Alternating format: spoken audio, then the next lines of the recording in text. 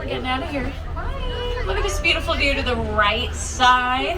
This is the San Fernando Valley, home to a lot of studios. We are the biggest. We're right next door to the second biggest Warner Brothers studio, and then we got Disney in the distance there, a lot of other lots to the left. So a lot of the production, you know, is made right here. A lot of us that work here at the tour, we also work in the industry, so we love getting to share what we love with all of you. So all you need to do, kick back, relax, enjoy the ride. We got you. I'm Heather, your guide. We got Glenn at the wheel. We just did this, so we're back for more. Like I said, just relax and enjoy. Got about 45 minutes here to hang out. I even have my co-host here. He's the host of The Tonight Show on NBC. It is Jimmy Fallon. Oh, hey there. You made it. Welcome to the Universal Studio Tour. I'm Jimmy Fallon. I'll be making sure that you get through this experience in one piece. You've got the very best guide. Heather. And the greatest driver. Glenn. They're the best. I love them. Even though Heather. owes me $5. I know you guys are excited to get on the tour, but first, a few safety rules. All right, let's cover some safety here as we get moving. First, if you need guest assistance or you have a medical emergency, or if you drop something of value off the side of the tram or you have any sound or video issues, you can reach up, grab the red E-cord, runs along the center of the ceiling of the tram. I will be back to assist you as soon as it's safe to do so. Otherwise, during the entire tour, please stay seated, keeping arms and legs inside the vehicle at all times. Remember to use the red cord above your head if you need any assistance. This studio is private property, so if at any time during the tour you dropped your phone or you just can't wait to use the restroom, you can pull the cord. Then you have to remain seated. Please no smoking of any kind during the tour, and be prepared. Our tour today will feature loud noises, fire and water effects, and sudden tram movements, so remain seated and hold on. For your safety and those around you, please do not use selfie sticks while on board the tram. We're moving down the hill. A lot of stuff to see on the way to the studio. On the right side, the lower lot, which includes all of Super Nintendo World. We got a nice view of that. And then we got Transformers, The Mummy, Jurassic World, so a lot of big attractions down there. And then we have our new roller coaster on the left side. I feel like I just heard the cars going around. So this is Fast and Furious Hollywood Drift, our first big outdoor coaster we've ever built here on this property. It opens officially this summer here at Universal, so come back and visit us for that. And yeah, keep your eye out because they have been testing the ride vehicles the past few months or so. However, first and foremost, we're a studio, so we got movie posters lining the hill to the right side, just giving you a little sense of film history. I said earlier we started in 1914, so we've made thousands and thousands, like over 20,000 movies at this point. So this is kind of the highlight reel. Some of our most recognizable films in our Best Picture Academy Award winners. We won our first in 1929 for All Quiet on the Western Front. We won our most recent one in 2023 for Oppenheimer, which you'll see at the bottom of the hill. We have our fire station on the right, Fire Station 51. They keep us safe every day here on the lot. Now, they're one of the elements that does make us, in essence, a little city, and that was the idea, actually. Back in 1912, Universal was founded by Carl Laemmle. You can see him on your screens there with the bow tie. He was an immigrant and, moved from Chicago over to the East Coast, New Jersey area, and that was where the studio really began, and that's honestly where a lot of studios began. But eventually they wanted to move out west to get away from Thomas Edison and his patents on film equipment, as well as moving somewhere where there was a lot more space at that point and a lot more sunshine. So he bought about 250 acres, got us out here. By 1914 we were filming, and by 1915 we officially opened to the public, March 15th. 1915 to be exact. So you can see footage of that here. People get paid ultimately 25 cents to come out and watch us film movies. Silent films, this is the silent era, which meant actually in person it was really loud because we weren't recording sound. You could yell, scream. We had animals on the lot. We had a zoo here, the Universal Zoo. So it didn't really matter until the late 20s when we transitioned to talkies. The whole industry changes, right? So we closed the lot to the public. We actually reopened it in 1964 when we start this tram tour. So this tram tour started 61 years ago. It's the original attraction for any Universal. It really, in essence, is the beginning of our theme park business. We started in the 60s with red and white striped glamour trams that look like this. They took guests on 2-hour-long driving tours of the lot. Back then we were making the Rockford Files and the Munsters. Alfred Hitchcock was still working here on a movie called Marnie at that point. And then eventually we added separate attractions to the studio tour itself, kind of like mini rides within the tour. And then we've upgraded the tram, several here in this area. So we're Comcast, NBC Universal, one of the biggest entertainment companies in the world. Hundreds, if not thousands, really come to work here in departments like Universal Pictures, Focus Features, NBC, Peacock, NBC Television, Universal Television, Universal Content Productions, Telemundo, NBC Sports. I mean, that's all here. So we also have sound and editing departments in this area. We also have sound stages. Sound stages, we have about 35 of them here on the lot. This is where we do most, if not all, of our filming. They can do anything inside a sound stage. We got a big one here on the left, stage 14. It's about 20,000 square feet. I'll show you a couple things we've shot here in the front lot.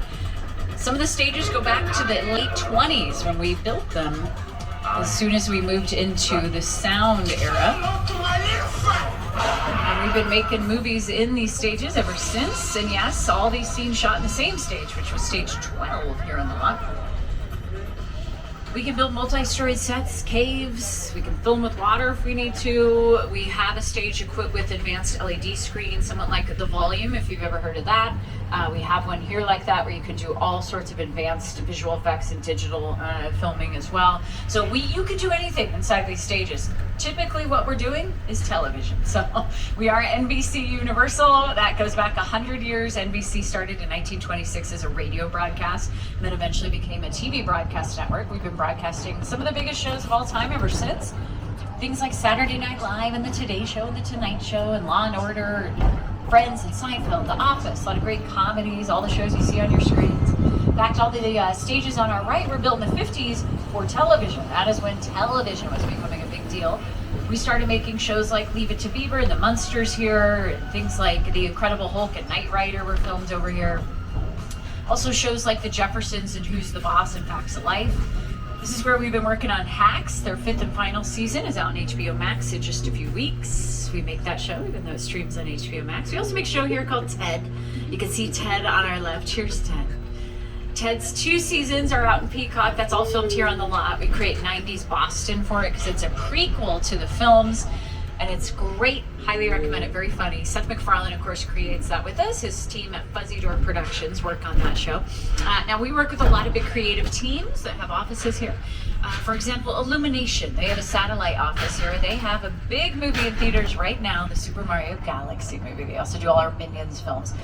We also have Kevin Williamson with offices here. He's a big writer and TV and film producer. He just had Scream 7 out in theaters. He, of course, wrote and directed that. He wrote and created the whole franchise, the Scream franchise. He also did Vampire Diaries on TV for years. So again, he works in both mediums.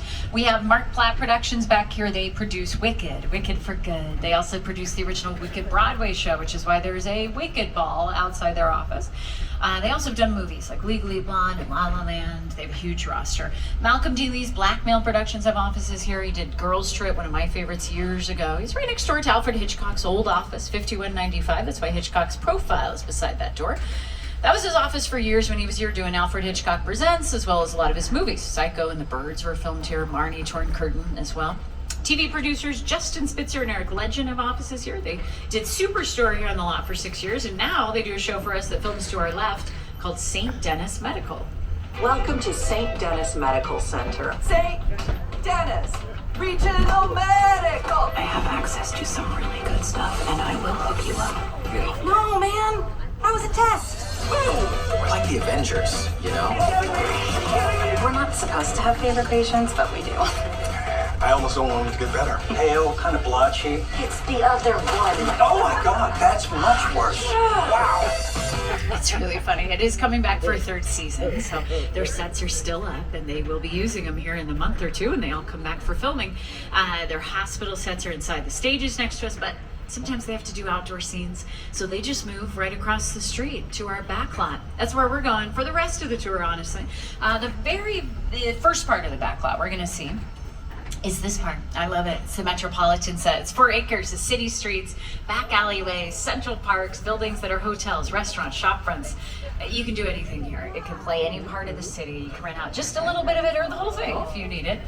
We got the outdoor hospital set for St. Dennis Medical on the right here, and we have a park in the middle that was used for a Billie Eilish short film she did here in 2021 where she sang a bunch of her songs. This played Paris for that. This park was Central Park in a lot of episodes of the show The Mindy Project that filmed here for all their seasons. And the row of staircases there we call Brownstone Street. Brownstone Street has appeared on film in things like The Sting and Blues Brothers. And let me show you what it looked like in a movie we did about 20 years ago called Bruce Almighty. Inside bad, outside good. Inside bad, outside good.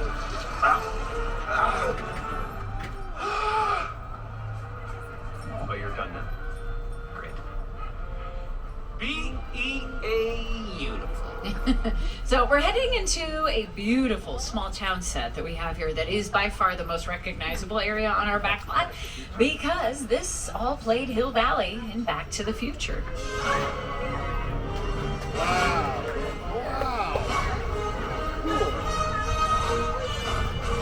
On your left at City Hall is the original clock tower building from these movies that starred Christopher Lloyd, Michael J. Fox, and Leah Thompson. Back to the Future came out in 1985, and that's where it was set. But then we took you back to 1955, and we created the future Hill Valley here as well, which was 2015 in the second movie. It's when they had flying cars and hoverboards. Now, we have used this for a long time, even before Back to the Future. Things like the classic movie, To Kill a Mockingbird, with Gregory Peck in the 60s.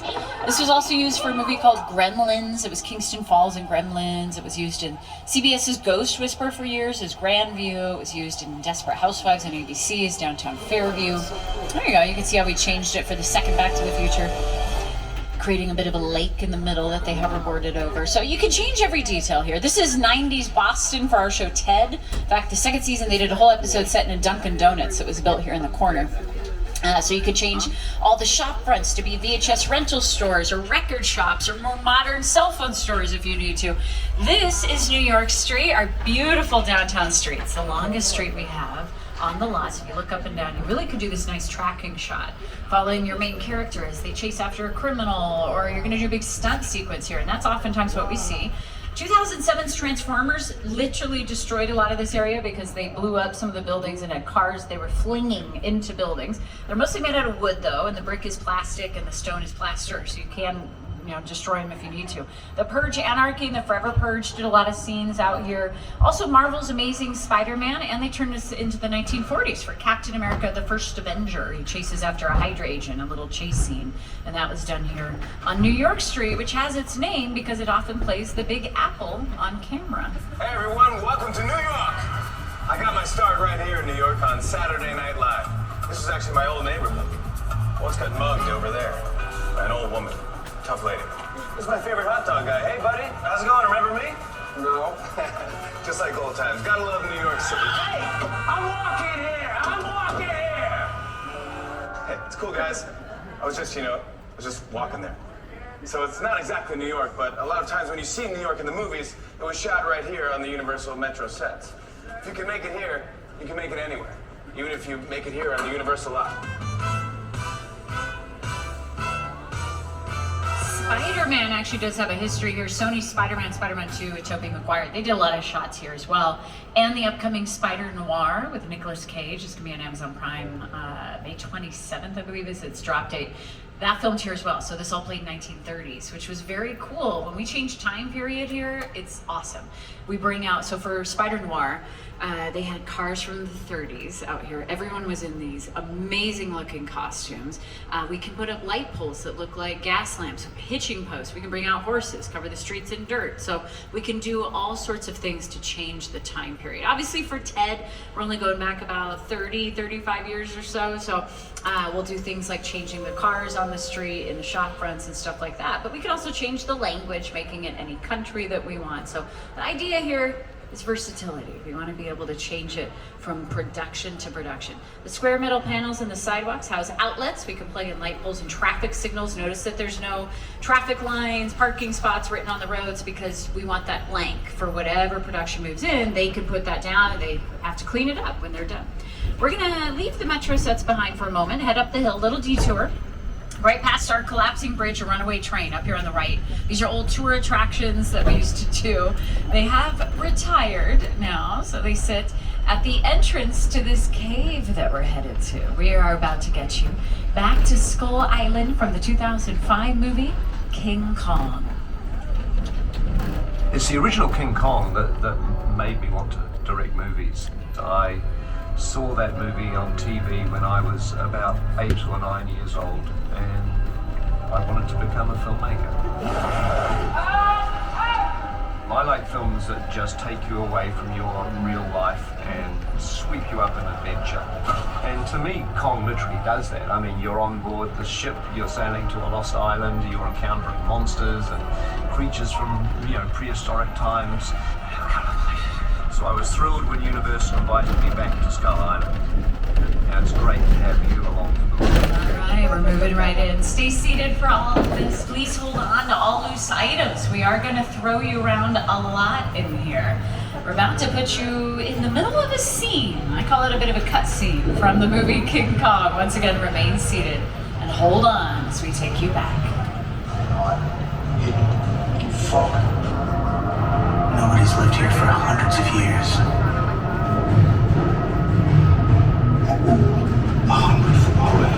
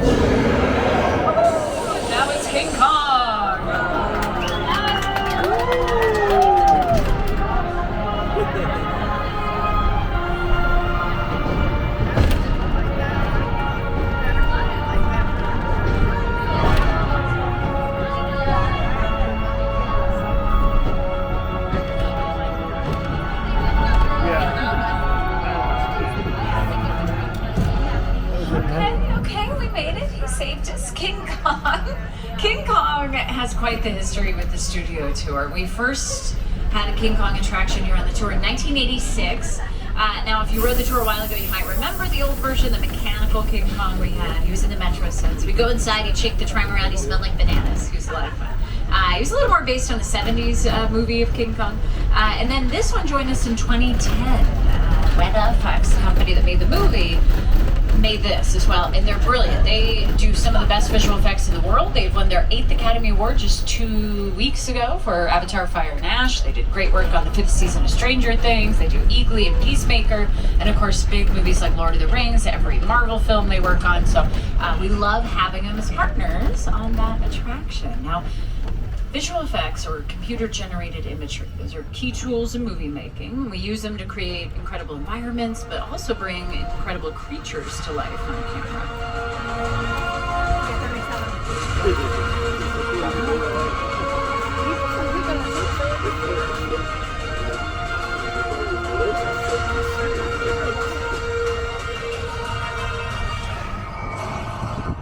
Typically when we're using visual effects here in the metro sets, which we've kind of moved back into, we're just on a different block, we'll make it look like there's a city out on the back side of your set, or whether it's to the right or the left. To the right we have a cement wall that was built in 2010 here, and it was intended to hang green screen from. So Amazing Spider-Man, when they filmed here, they hung a big green screen off that, so this could become the rest of the city. Right now this area plays San Francisco in the Netflix show Man on the Inside with Ted Danson. We got the theater marquee on your left from Taylor Swift's Wildest Dreams music video. The series has been used in everything from Dick Tracy to Bram Stoker's Dracula to Disney's Newsies to movies like The Prestige or Changeling. So we truly can use visual effects in combination with our practical sets. We saw a lot of this in Spider Noir because they're creating the 1930s and what looks kind of comic booky a little bit. So they're using big mobile blue screens. Nowadays we kind of have them on rigs that we drive around, and we can put them right in the back of the shot where we need them, in addition to these practical sets. On the right side, our beautiful monster mural painted by Tristan Eaton for us about a decade ago. Tristan Eaton is a world-renowned graffiti artist who did such a great job on this, all spray painted. I mean, the detail is incredible. Some of it looks photorealistic. He ultimately featured some of our most famous monsters in this, like Frankenstein, the Bride, Dracula. You got to look at original artwork from the movie posters and really incorporate a lot of that into that. We are, of course, the home of the monsters, which we'll talk about in a little bit. Now we have another mural across the way on the left, the red V on it for The Voice. The Voice, the US version of The Voice, I should say, has filmed here for over 25 years. We're on season 29 of The Voice. They do that in stages 30 and 31, those huge stages over there. We bring in a live studio audience, coaches, contestants, their families, the band, everything. Now we just had returning coach Reba McEntire in season 28. She does her show Happy's Place here. It's in stage 33. That's a sitcom on NBC. And they just got the notice they are also coming back for season 3. Hey there, I'm Reba McEntire, and welcome to Happy's Place. We shoot our heartfelt comedy right here on Universal Live. Now, unlike most TV shows, we are a multi-camera sitcom, meaning several cameras capture every scene from a different angle, all at the same time. Each episode takes about a week to make, from the first read-through of the script to rehearsals to taping in front of a live studio audience. And let me tell you, every step is a blast. Enjoy the ride, and we'll see you at Happy's Place. I'm starting to sweat. The men are the ones that's supposed to ask the women out. That hasn't been true for 30 years. I haven't dated in 30 years. Happy's Place, Friday on NBC and Peacock. So here's the thing, if you've never seen a sitcom taping, I always recommend it, especially if you're into any behind-the-scenes stuff of how TV is made. Sitcoms have been around for a long time. We do a lot of them on NBC, and we have quite a few that film here on the lot. So you can always get tickets to become an audience member for Happy's Place, or The Voice, by the way, on oneiota.com, oneiota.com. The tickets are always free, and you usually have to be here for about 4 hours or so. That's typically how long it takes to film an episode. What is cool is you literally, as an audience member, are part of the process of writing the show. Now, I've been on sitcoms, and what's fun is they'll write the jokes, the script's written, we'll say the joke. If the audience doesn't laugh enough, they'll cut the writers, come back on and give you a new one. And then you have to do another take, and they see how much the audience laughs, and they literally gauge the show by the audience laughter.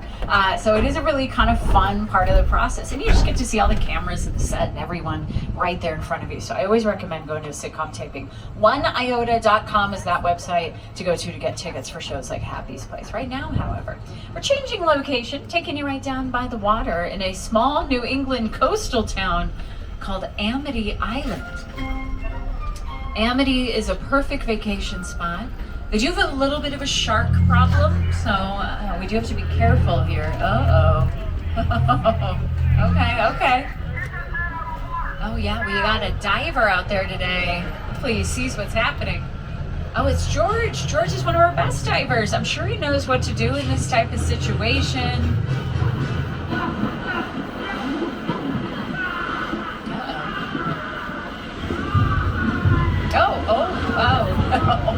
Oh, wow.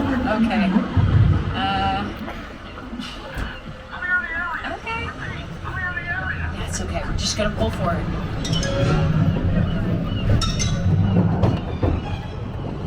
As an extra precaution, we attached shark bait to the yellow barrel in the water, and there we go, he took it.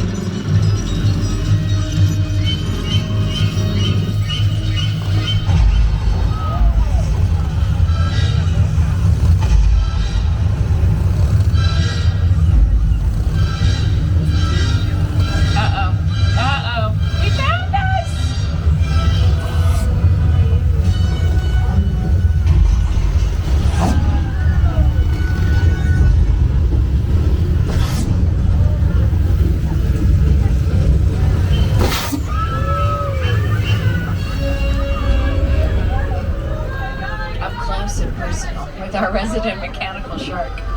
A nice little taste of the movie Jaws.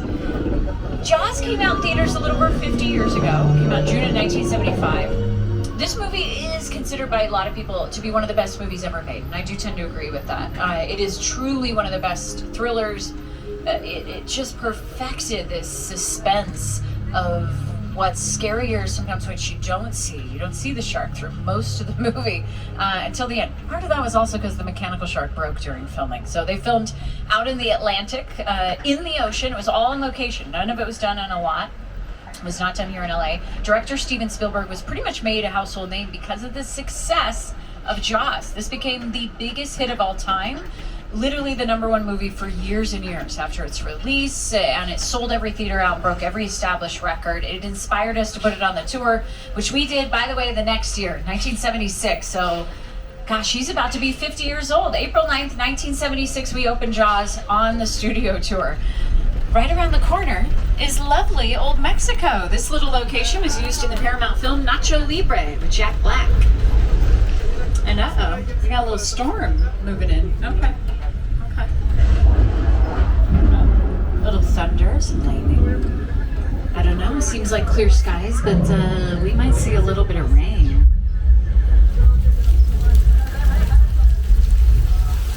It's okay, it's okay. It's a very concentrated storm. It's concentrated right where our sprinklers are. We're doing a little demonstration of rain on set, and believe it or not, this is still how we do it. Sometimes simpler is better. So you bring a sprinkler up, you can look out where they are.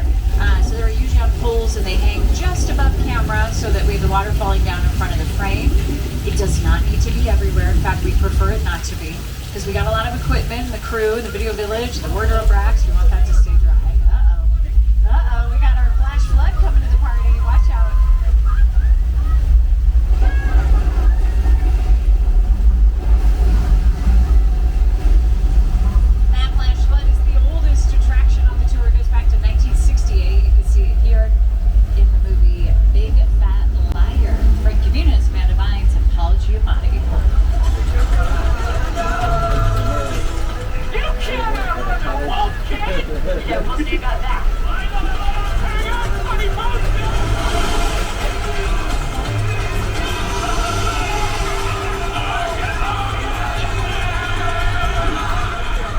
Lady Gaga also stood in that flood in her music video Judas, filmed all over this corner of the lot.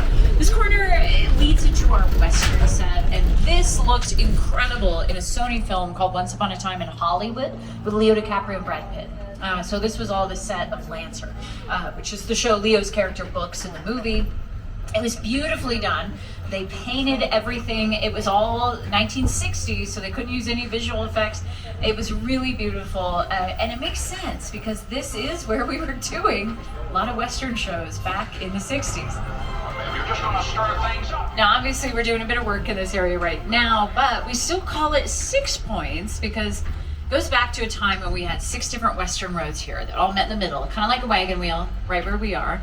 And we could use each road as an entirely different Western town on screen. Mine hit the ground first. Mine was taller.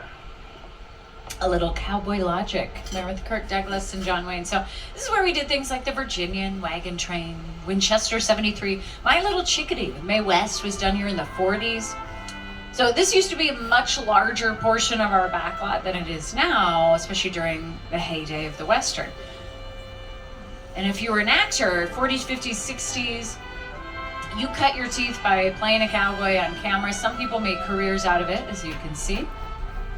In fact, we're about to turn at the end of this road is James Stewart Avenue. So Jimmy Stewart did play a cowboy here several different times. So we still use this area every now and then. It was used in the A24 film Maxine with Mia Goth and Kevin Bacon running up and down the set, chasing each other. So we played a studio back in the 80s for that. Hacks used this for season 4. It was the set of their Lassie movie they were making. So it was a lot of fun. And again, we just kind of played a studio. This street was used at the beginning of the Jordan Peele film Nope. And he actually shot a bit of his movie Us in the stages right across the pond there. This pond is called Park Lake. It was built really at the beginning of the studio as a filming location. And over the years, we've used it in a lot of productions, one of them being Creature from the Black Lagoon in the 50s. Now, we've also used it in things like The Good Place, Desperate Housewives, as well as one of my favorite zombie remakes, Dawn of the Dead.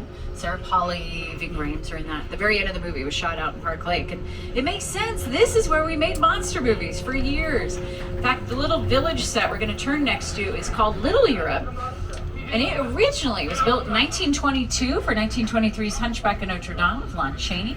And then it was eventually used in Frankenstein and Dracula and The Bride of Frankenstein. We actually have production in here. You can see they're set up a little bit. So nowadays we use it as different countries. It played Genovia in Disney's Princess Diaries 2. It was the afterlife in our show The Good Place for years. So it's a really fun, little more exotic area on the lot. But we wouldn't have it without our monsters. The monsters really helped save Universal back in the early 30s. They made us a major player in the industry and led to our tradition of the horror genre here. Right now we're moving inside though. Stage 50, so please remain seated. Hold on to all loose items. We are going to see some action in here. Take a look around. We got a subway station set built inside. This is the bottom level of a 2-level soundstage. Above us is a city street level with office buildings and trucks and stuff. Now we have it decorated currently to be San Francisco, but we could change that depending on what the production would like. In fact, we're going to do a little camera test for you while we're in here. So once again, remain seated and hold on.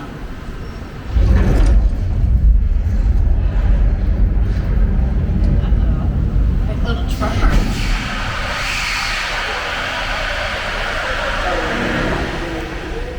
All right, once again, just please remain seated. Remain seated. Looks like we might be exiting stage 50 there. We just saw a little bit of our earthquake set there. We got the big drop there. Again, everyone just make sure you are seated. Sometimes if someone is standing or they see something sticking out of a tram, they will do that. So do make sure you remain seated, especially when we are going inside buildings. Thank you so much. So that stage has been on the lot for a long time. That stage was used in Beverly Hills Cop 3 with Eddie Murphy. It was used in the show Bones for an episode, so they didn't use the subway station set that's in there. So we can't use it on film. It originally was built for the tour back in 1989. Let you know, we are a little past the halfway point on the tour. Just want to remind you to stay seated during the entire tour.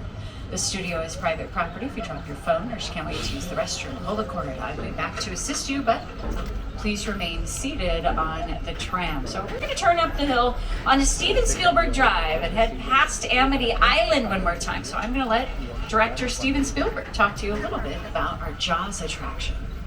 The Jaws ride was almost the inevitable result of the size of the box office when Jaws first opened in June of 1975. And that was really the first time I ever got involved in the creation of a ride. It was a great honor to be invited into a creative circle of tremendous designers at Universal that were trying to figure out how to replicate what the movie had done to audiences in a real way by building a physical shark that would come out of the water and terrify tourists as they were sitting in the tram.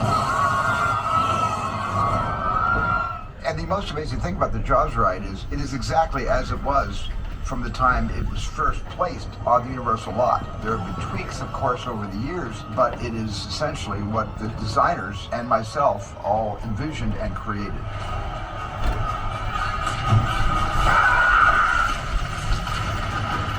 I'm done bashing the shark. Thank you, Jaws, for everything you've done for me. But I will say, consistently, the shark did work much better on the tour than it did in the Atlantic Ocean in 1974. Heading up the hill out of Amity, on the right, Miss Mona's Chicken Ranch from the Best Little Whorehouse in Texas movie musical. It starred Dolly Parton and Burt Reynolds. This house also played Rob Zombie's House of a Thousand Corpses, by the way. We use it all the time in TV. It was used for Murder, She Wrote and Quantum Leap, but we also have used it in shows like Parenthood. CBS's Ghost Whisperer did an episode or two with the house. The more recent Quantum Leap, Raymond Lee used it as a creepy house in the 30s. Right now, however, we are turning into our most popular neighborhood set. Welcome to Colonial Street, built in the 80s, used for a movie called The Burbs. Tom Hanks, Carrie Fisher. Oh, thanks. Curly hair day, yes. Also, a lot of music videos and Desperate Housewives for ABC. And that's what most people still recognize this street from. It played Wisteria Lane for 8 seasons of that show.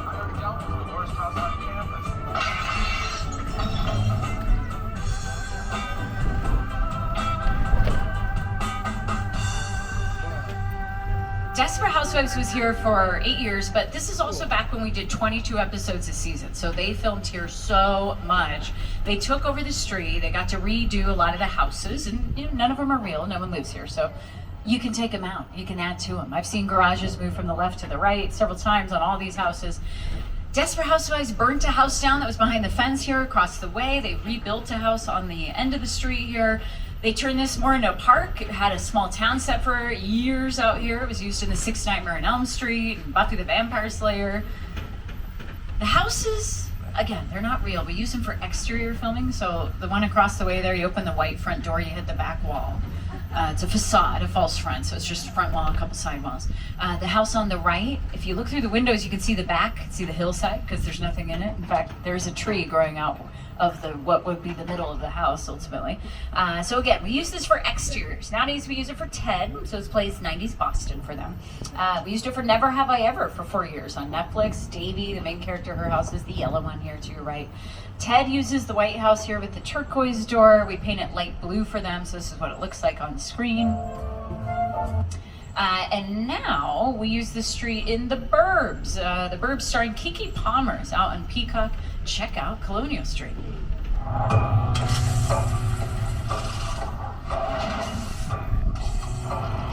Welcome to Ashfield Place, the safest town in America.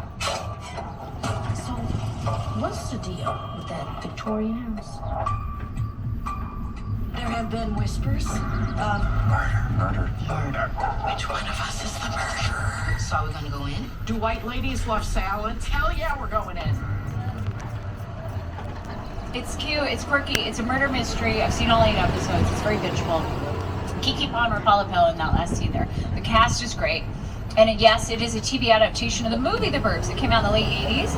And so there's a lot of little Easter eggs to the original film. So if you know the movie, you'll love those little Easter eggs, including a Corey Feldman cameo in the series. So this part of the lot, not a ton of development on it. We don't have a lot built here, but you can use it as a filming location. This was a campsite in the Netflix movie Bird Box with Sandra Bullock years ago. It played kind of out of town road in Never Have I Ever. They did a limo breakdown scene at the end of the show here. This also was used as rural Michigan in Good Girls, a show we did here for 4 years. They would often drive up and down this roadway when they were leaving Detroit.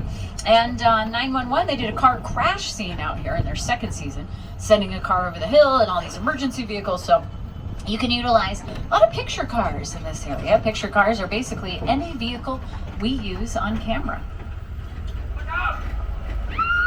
They help us with the action, but they also help tell the story in a lot of different ways. Picture cars help depict time period, location. They tell you a lot about character. And look at this, around the corners, we pull up here, both sides of you. We got picture cars from Back to the Future, the Flintstones, Fast and Furious, How the Grinch Stole Christmas, Transformers, The Mummy, a lot of fun stuff.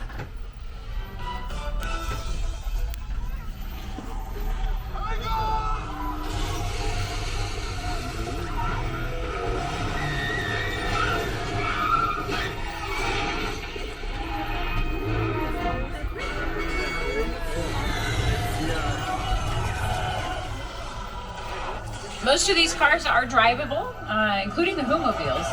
The Moomobiles were made out of golf carts originally, so they could drive them around set. And everything else is pretty drivable, except for the Flintstones cars. Those are made out of fiberglass and rubber, so they would just get towed on set or put on flatbeds. But pretty much everything else we can drive around. So, and these ones obviously become a little bit more recognizable than your standard picture car. But right around the corner, a historic picture car that took Marion Crane to the Bates Motel in Alfred Hitchcock's Psycho.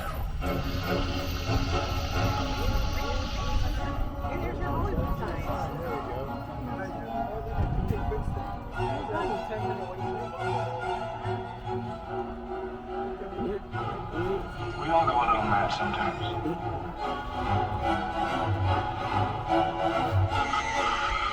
Okay. It's okay, that's Norman. Norman Bates. He actually works here. He manages the motel, so he's just cleaning cabin 1. He's a little particular, so we don't... Okay, well. It's okay, he's just helping her check out. I don't know if he sees us over here. It's kind of awkward, but we don't want to... Oh, he saw us. Hey, Norman. How's it going? We're on a little tour this morning, so hopefully we didn't... Okay. You know what? We're gonna go. Oh, yeah. Watch out.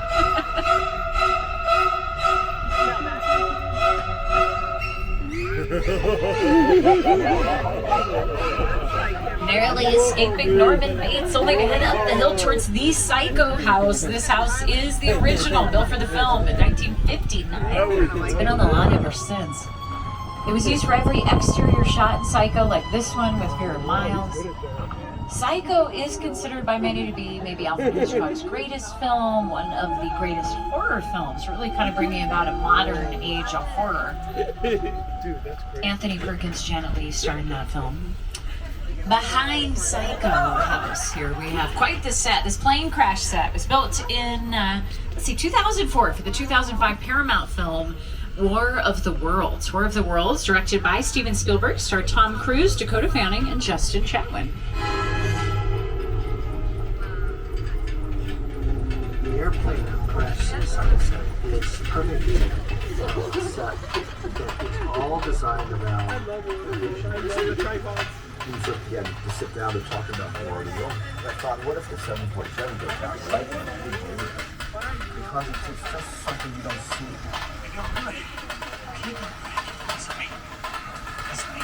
I want you to close your eyes, okay? Stand close.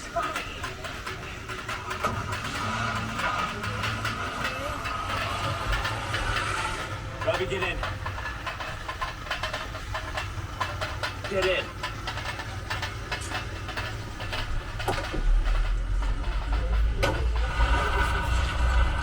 Nice little look at the scene. War of the Worlds shot all over the United States, mostly in New Jersey. So this was a replica of a New Jersey neighborhood where they've been doing some filming.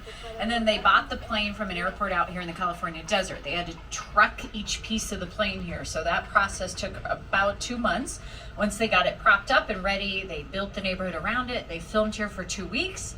Then ultimately gave us the set afterwards for the tour. We've had it ever since. We do also use it for our Halloween Horror Nights event.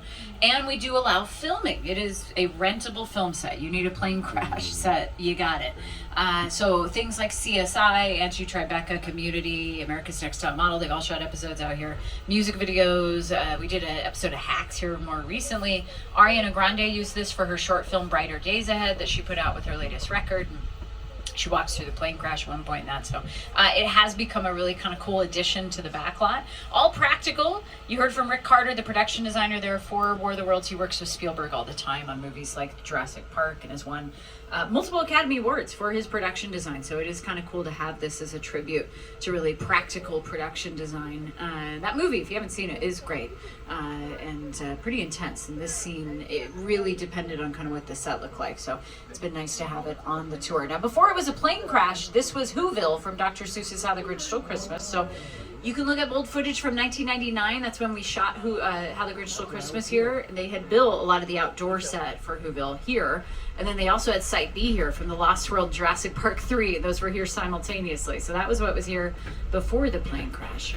We're a little less than 10 minutes away from the end of the tour, returning you to the theme park shortly. Once again, if you have an emergency, pull the cord. I'll be back to assist you. But please remain seated on the tram. We got one last set visit for us. This is Jupiter's Claim. It comes from the Jordan Peele film Nope.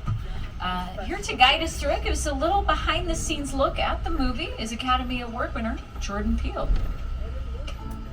Movie magic only happens when a team of collaborators, often in the hundreds, work together to take an impossible notion and bring it to life. This is Jupiter's Claim, a nostalgic, small-time Southern California amusement park owned by former child star Ricky Jupe Park.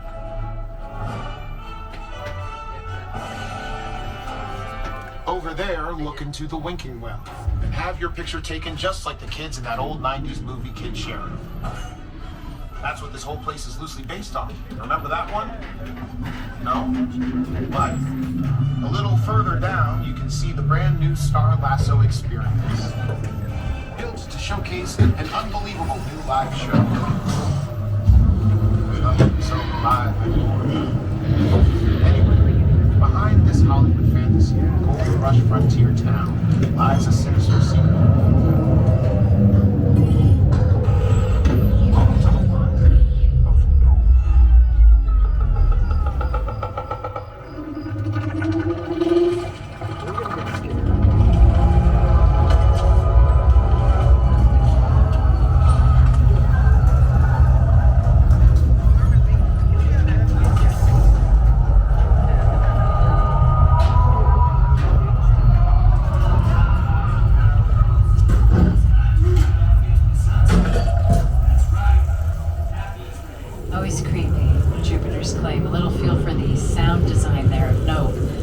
Mostly on location, a little north of us in Agua Dulce. It's up by Santa Clarita. And then they reassembled the set on the lot after filming. Now we're wrapping things up driving next to Falls Lake here on the right. Now this area right now, obviously we got a lot of trucks parked in it, but we can take them out and use this for filming, especially if you have to do a big outdoor ocean scene. We have a big cement pool here to our right side that is currently drained, but we can fill it. Takes us about 3 days to fill and holds 2.7 million gallons of water.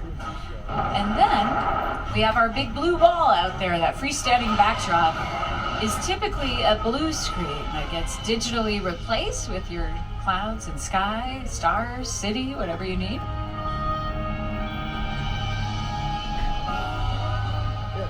Everything from Hunger Games Catching Fire to Top Gun Maverick to music videos for Beyonce and Harry Styles have shot out in Falls Lake. So it is this big outdoor set that we can offer to a filmmaker. And the idea of us being a one-stop shop for filmmaking is what Carl Lemley started with a little over 100 years ago. Still true to this day. We are a community of people that work behind the scenes and in front of the camera, all in the effort to tell a great story on screen. Our studio tour celebrates that every day. We have for over 60 years, so thank you for joining us today. We are on the way back to the park. We're open until 7 tonight. Make sure you're using the app, the Universal Studios Hollywood app, to navigate your day. It'll give you ride wait times, Waterworld show times, and all your park information. Thank you to our annual pass members. If you want to turn your ticket into an annual pass, do it at the box office inside the park. And if you want to purchase any Universal properties, been shown you on the screens, hit up the website universalpicturesathome.com. Coming on April 23rd, late April to May, we're doing Universal Fan Fest nights. It's a really fun event. We did it last year. We're bringing it back. This year we're featuring an on-the-back-lawn experience where you get to become part of the Scooby Gang, facing off with our Universal monsters. Okay, trivia players, what is Shaggy's catchphrase? Zoinks! There they are! The Mystery Machine. Universal Fan Fest Night at Universal Studios Hollywood. It's great. Tickets and information are at universalstudioshollywood.com, and currently in theaters, the Super Mario Galaxy movie. Hi, Studio Tour. I'm Charlie Day. I'm Chris Pratt. Here's a look at our new film, the Super Mario Galaxy movie, only in theaters April 1st.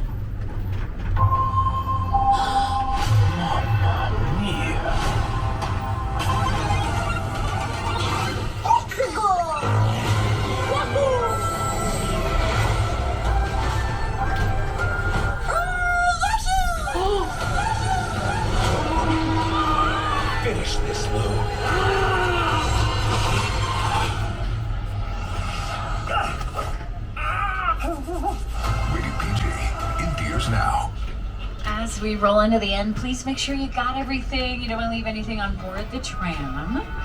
Wait for them to come around and open the gates to stand up. So for now, just hang out in your seats.